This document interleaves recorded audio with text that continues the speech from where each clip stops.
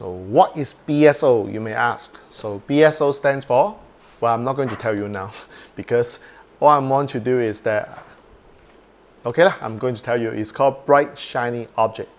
All right, so this is the context of this video. What is bright shiny object? I'm going to deal with this issue in this video. But before I do it, I would like you to do me a favor. Click the subscribe button below, especially if you haven't done it, because it will help me have these videos spread to more people. Would that be okay? And of course, hit the bell and get notified so that you know when the next video is going to be in your mailbox. That's all I need you to do. Would that be okay? Thank you very much. Now, what is bright shiny object? Like, the reason why I'm doing this video is that because there's so many people, suddenly like influx of people talking about bright shiny object. So I would like to start off with the context. The context is that how many of you actually have attended multiple speakers event before, be it 2 days, 3 days, or 4 days, whereby every 90 minutes there's a speaker going up, talk. After this, they sell. He goes off the stage. The next person up. After 90 minutes, and a sell goes off, and this process repeats itself. Like, if you were the audiences, imagine that you're sitting there for the whole 2 days. Let's say it's a 2 days multiple speakers gig, and you literally will have seen like 5-6 people doing the 90-minute and sell. And some people are very eager to buy, so they rush the back like it's doing a marathon, going up, down. Eventually, after 2 days, the wallet is pretty clear. Why? Because they literally bought every single course. Like, this is the situation where, as an event producer, I'm super happy because my job is to actually ask the speakers to sell and you buy so that I get my fair share of profits from this. And this is the classic model, by the way. But if you are looking at your wallet, you find it very, very clean and is now empty because of the various courses have you bought. The question is that, do you have any chance to spend all the time that you have, the limited amount of time you have, okay, to attend and implement what you have learned in these courses? Comment below. So, bright shiny object syndrome, in essence, is like, imagine you see a penny on the floor. It's bright, it's shiny. It's like ding, ding, ding, ding, ding. Come and grab me. And because of that, you go and grab the penny. And then you see another penny somewhere on the floor and you go and grab it. So at the end of the day, you imagine that you are actually running around the circle, chasing for what we call the bright, shiny object. What's the problem of this bright, shiny object, or BSO syndrome? Well, that is, you'll be doing a lot of things, you like start a lot of things, but you can't really finish them. Because the only concern I always have is you have 24 hours a day. And if you do have more than 24 hours a day, like a joke that I always love to crack, teach me, I'm going to pay you millions of dollars to learn how to do that. And if you do know the process of reversing the time, that is even more fantastic. I really want to learn from you because I know it doesn't exist. So here's the thing. When you're chasing for bright shiny object, the only problem I know is that you will start a lot of things and you will find that because of the overwhelm effect, you can't finish them. And by the time you realize you can't finish anything, the human mind is that, okay, since I start something but I cannot finish, I'll just chuck it away. And because of bright shiny object, I wait for the next event, and hopefully in these courses that I'm going to buy, one of them will make me millions of dollars. How many of you actually notice that if you have this mindset, you'll never achieve the level of fluency or even mastery? What I mean by fluency and mastery. So let's say you talk about learning something new. You haven't learned before. This is your very first time learning a skill. And we all say that there are actually 4 stages of competency. Like some of you have read this before, it's a revision. So the first stage is unconscious incompetence, which means that you don't know what you don't know. So therefore, you won't know what you need this course or not. So somebody actually make you aware of the need of this skill, and you agree that, okay, I need that skill. So now you are consciously aware that you need the skill. So you uplift yourself from unconscious incompetence to start learning the skill. So you start something, so it becomes conscious incompetence. It's like you tie the shoelace, so the first time in your life you couldn't do it, so you have to practice and practice until one fine day. Suddenly you know that you can tie your shoelace much faster. So you become what we call the stage of conscious competence. So this is a good thing because now you achieve what we call another level of competency. Eventually, you may just simply tie your shoelace and people ask you, what are the 10 steps of tying your shoelace? And you will say, what? You say, just tie it, what's the problem? So you reach the final stage called unconscious competence, which means that you just do it. The problem is that you do it in such a way that you cannot explain how you do it because you're so fluent, so competent in doing something. So skills, in my opinion, every single skill is learnable skill. I have never come across with a skill that you can't learn. When you don't want to learn is another thing. Is all skills can be learned. It's a question of whether you want to learn or not. Here's the problem.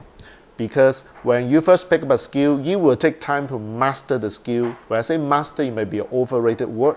Or maybe I will just use the word practice a skill. So if you don't spend time in practicing the skill, guess what will happen? Yes, you're right. Nothing will happen. So you have got like 4 or 5 courses after the 2 days multiple speakers event. You've got all these courses. You attend one. Attending is one thing. I've got so many people who attend courses again, and I said, wow, that's awesome. How come you have so much time attending these courses? Well, I just plan my time. Okay, good. So what did you learn from these courses? Wow, a lot of information. Wow, that's awesome. So what did you do with these courses? What do you mean? I say, well, you have learned something. You have got the information. What do you do with the information? I got no time to implement. That's where the biggest problem I'm facing with these people, because bright shine object syndrome essentially in the seminar industry refers to a person who have bought a lot of courses. He or she could have started a few or even all, but never finish, never implement anything. When I say never implement, it's like, okay, I've got 5, 6 courses and I didn't do anything. So when you didn't do anything, will that be a waste of money and time? That's the problem. So eventually I've got people who told me that, well, I don't have any more money to invest. Why? I've spent a lot of money on these courses, but I didn't implement anything. I now realize that I need to implement something. Too late already. That's the thing. That's why sometimes I feel that the bright shine object syndrome is actually very good from an event producer's perspective, because you make them rich. But these people who are chasing for bright shine object eventually will go broke because they don't do any single damn thing for themselves. So the problem of me addressing this bright shine object syndrome is when you want to implement something, you got to invest in time. When you invest in time, you got to make the decision what is the reason for you to learn that skill. Like you go for courses, you attend programs one after one. I have nothing against doing this. But my point is that what are you going to do after the program? Are you going to plan to implement something? Like if you know that you've got issues or challenges in terms of implementation, here's one thing that I would like you to reconsider. Number 1, stop. What do you mean by stop? Yes, stop investing in other courses. They may look good, they might be important. It seems that it's relevant to what you stop. Because bright shine object chasers will find reasons to invest. Stop. If you don't want to waste your money and time and know that you do know that you have this bright shine object syndrome, stop. This is the key.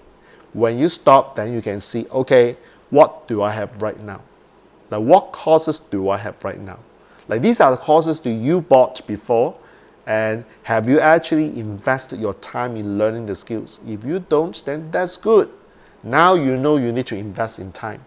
And by investing in time, then what happened? There will be results, because thoughts leads to feeling, then together you have the action, then therefore you have results. T.R. Becker, famous process of manifestation. Because if you don't take action, you just have the thought and the feeling, nothing will happen. How many of you can relate to this? So all I want you to do is to help you not to invest any other courses right now. You may make the seminar company not very happy. Suddenly from a VIP status to downgraded to a general person.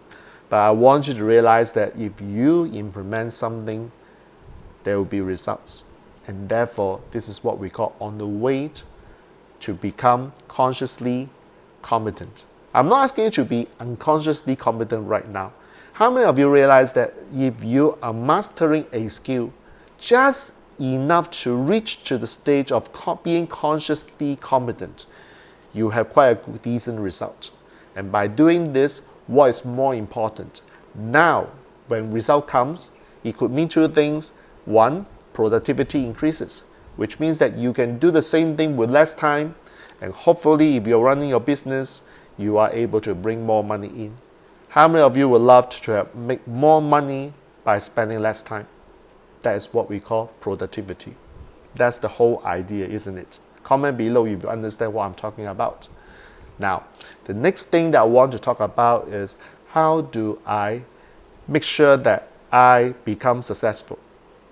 To remove this bright shine object syndrome, there will be two things I would like you to consider. Number one, have a group of people who can hold you accountable. I believe that one person is not enough, because you can still lie to that person. But what if you are in a tribe? What if you are in a group of people who can hold you accountable? It's like you are going to confess to them that, well, you know what? If I am going to invest in another course, or before I do that, I will ask for you guys' approval. And then the thing is this, they will say no to you. Because what happens is that when they see that you are just a person learning but not doing, they will stop you from investing in another course. You can justify whatever you want, but unless you get everybody agrees that it is essential for you, you shall not invest any money. Of course, you can still secretly invest, but you know what? Your result will be compromised and they can see. So the first thing I would like you to consider is have a whole group of people holding you accountable. That's, to me, working very well. The second thing is that three reasons I've said before, three reasons why a person fail, especially entrepreneurs fail. Number one, fail to start, which basically bright shine object people love to start. The second reason is fail to finish. Why? Because they can start, but they cannot finish. Number three, lack of momentum. They can't keep it going because they're chasing for different shiny objects. So I would like you to consider, what we're saying is that you do not want to invest in many courses right now and then start a lot of courses but you cannot finish. All I want to say is that you invest in one program, you have achieved the results, you see for yourself that that's good. Now you realize that at your level, which is a better level than before, you need more skills. Then you go out and ask around and check, do your due diligence, whatever it is, check around and what other skills do you need. Okay, so a very good one, I always said, like a model Steve Dan Lott's case, like he talked about, you've got your closing on phone versus copywriting, because copywriting is actually a form of closing in print. He said that copywriting and closing on phone are very good combination because they all relate to closing. You can't do both at the same time, but you can actually do one first, master one skill, and when you feel you need another one, it's the right time, you do it. So that is a way. So in my case, for example, I'm a consultant. At the same time, I also teach. So consulting and teaching, are they different skills? Do they belong to different skill sets? Yes, of course. Consulting skill is a very, very hard to say. It's a very, very powerful skill, but it's also very hard to learn. Why? Because unless you have run your businesses or you are in corporate world before, it's kind of very hard to advise on someone's or consult someone's business, because when your clients give you a problem, you've got to answer the question just like that, just like that, just like that, just like that. Like it will take a long time for you to master this skill. Like I've run a consulting business for long, especially tax consulting. I've been doing this for 25 years.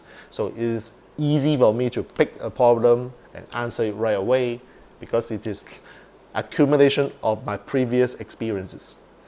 Then, when I said, well, I cannot advise every single company one-on-one, the best way is actually to educate a group of people. So that's why I migrate to not just consulting one-on-one, I actually do consulting as a group. So this is called the training, the teaching part, which I therefore teaching tax in professional bodies. And that's a good skill to pick up. Now, I cannot start both skills at the same time, because one yin, one yang, like they are complementary. They are good skills that they match each other's skills, but it's very hard to learn these two skills together. So I start with the same principle, whereby I pick up a skill first. When I become more fluent, more competent, then I pick up another skill which is relating to what I had already, and that is how I pick up the second skill. Okay, so that's the key. And then in your case, bright shine object syndrome means you start everything at the same time. But this is not what I explained. This is not my case. My case is that I start with one, I master, I create results, I see the need to go to another level, so I need to pick up additional skills. So for me, skills acquisition is by way of progression. At each stage of your career, your journey, you will need additional skills, because what you have right now can only bring you so far at this point. So in order to command more results, you need more skills. You need some more skills. So yes, you do have to acquire more skills, but you're not going to open the can of worms right now, which is what bright shine object syndrome is about. You are doing this progressively, one skill at a time. And that will help you eliminate this concern about your wallet being so empty, and you feel empty inside because you pay for so many courses but you learn nothing. Actually, you learn something. The key thing I notice is that when you learn, but the information is here or here, it doesn't really help you. You got to do something, because by doing, there will be a result. And whether the result is something you expected or not, it is still called result. Does that make sense? Comment below. All right, so that's my perspective of bright, shiny object syndrome. Hope that you enjoy this video. And remember, what I say to you, in this case, I want you to remember not to do the bright, shine object guys thing by starting so many things at the same time. Or rather, you go back and look at what you have right now, pick one, do something about it. When you create result, it might be the time to move on to another one. And you will save a lot of money for sure, because you have already invested. You don't invest any further money until you see results of what you have already paid for, and then you move on. Does that make sense? All right, so I hope that you enjoy what I said. If you do have any questions about speaking, training, and facilitation, comment below, and I would love to see what questions you have, and may consider answering some of these questions in the form of future videos. My name is Jack Wong. I hope our path crosses in future. Meanwhile, I'm signing off, and all good wishes.